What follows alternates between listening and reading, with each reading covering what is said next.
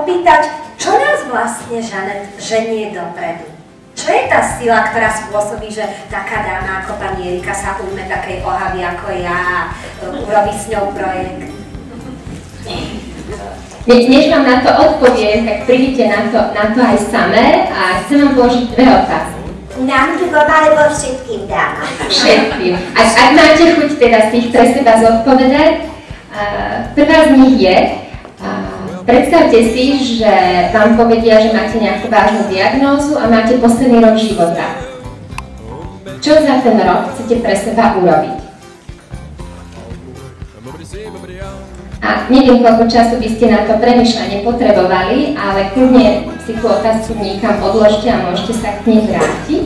A jedný skrytá odpoveď, vie niekto, čo v nej je ukryté? To, čo si budete odpovedať na to, čo by ste za ten posledný rok chceli mať vo svojom živote.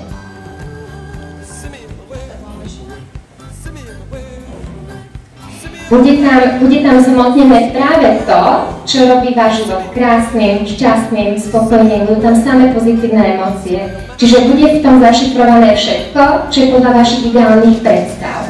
Je to o tom, aký ten život chcete mať. A vtedy vás poháňa motivácia. Motivácia k tomu, že mám to vo svojich rukách a mám to podľa seba. Čiže to, čo vás vždy niekam posúva, je vaše odhodlanie, že to chcete mať nejako.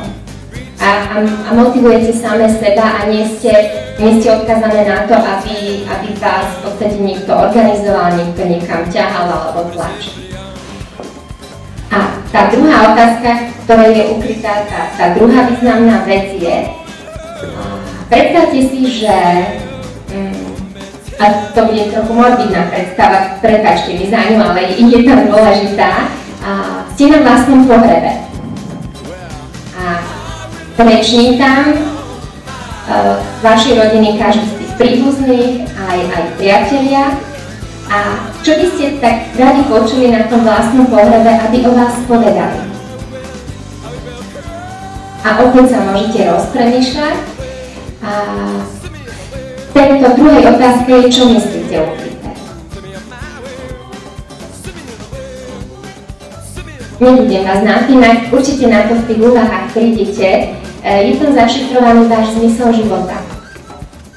Je to to, prečo žijete, prečo máte tú chuť zdolávať prekážky, napredovať, nestagnovať. Čiže vôľa k životu a taká tá, keď sa hovorí o prebrati zodpovednosti za svoj život. Takže tam máte ukryté všetko to, keď si vy poviete, že hoci sa mi aktuálne nedarí, alebo nemám dobré obdobie, alebo mi niekto nežičí, tak napriek tomu ja mám vôľu žiť a zdolávať tie prekážky. Čiže to, čo vás zaručene bude poháňať, je motivácia a vôľa žiť v zmysle, že máte tam